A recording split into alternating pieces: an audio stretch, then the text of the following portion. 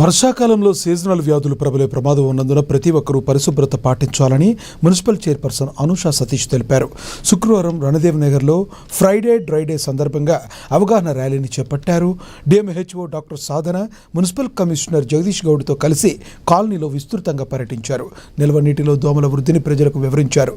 ఇలాంటి పరిసరాలను పరిశుభ్రంగా ఉంచుకోవాలని, ఎక్కడా చెత్తా చెదారం పేరుపోకుండా చూసుకోవాలని ప్రజలకు సూచించారు. అలాగే కూలర్లు, పాత టైర్లు, డబ్బాలు తదితర ప్రాంతాల్లో మురికి నీరు నిల్వ ఉండకుండా జాగ్రత్తలు తీసుకోవాలని అవగాహన కల్పించారు.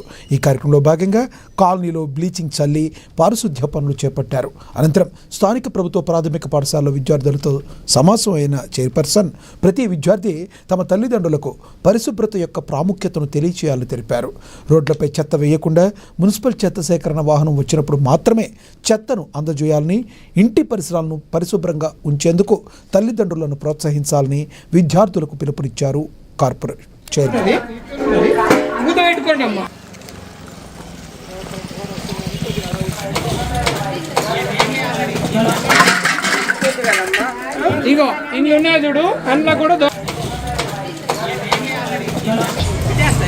ఏదైతే ఈరోజు ఫ్రైడేలో భాగంగా వార్డ్ నంబర్ 18 స్థానిక కౌన్సిలర్ అయినటువంటి అన్నపూర్ణ గారి ఆధ్వర్యంలో ముఖ్యంగా ఈరోజు స్కూల్లో కూడా పెట్టడం జరిగింది ప్రోగ్రాం.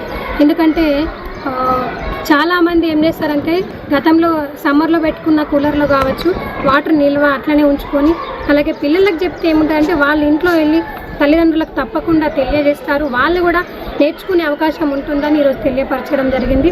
ప్రతి ఒక్కరు పిల్లలు కావచ్చు, ఈ వార్డులో మేము దాదాపు అన్ని ఇళ్లలో కవర్ చేస్తే ప్రతి ఒక్కరు కూడా తప్పకుండా పాటిస్తామని చెప్పారు. మిగతా దానికి సంబంధించిన ఏవైతే డిసీజ్ ఉంటాయో సీజనల్ డిసీజ్ వాటి గురించి కూడా మేము ప్రతి ఒక్కరు ఎక్స్ప్లెయిన్ చేయడం జరిగింది. దానివల్ల కలిగే నష్టాలు కూడా ఎలా తీవ్రంగా ఉంటాయో తెలియపరచడం జరిగింది. వాళ్ళు ఈ నెక్స్ట్ టైం తప్పకుండా మేము క్లీన్గా ఉంచుకుంటామని, ఎక్కడ కూడా నీటి నిల్వ ఉంచకుండా ప్రయత్నం చేస్తామని వార్డు ప్రజలు కూడా మాకు సహకరించి మంచి సమాధానం చెప్పడం జరిగింది.